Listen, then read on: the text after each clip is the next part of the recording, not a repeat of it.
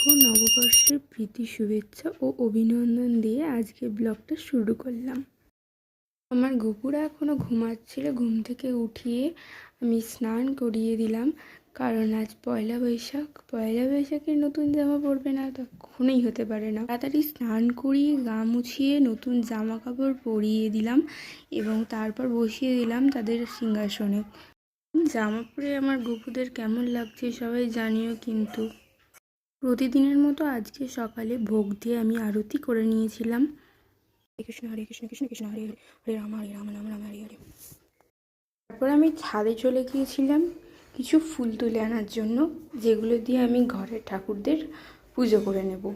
তারপর আমি নিচে চলে গিয়েছিলাম এবং ভোলে বাবার মাথায় জল ঢেলে ফুল দিয়ে সুন্দর করে সাজিয়ে ছোট আরতিও করে নিয়েছিলাম। সকালটা এইভাবেই কেটে গেল।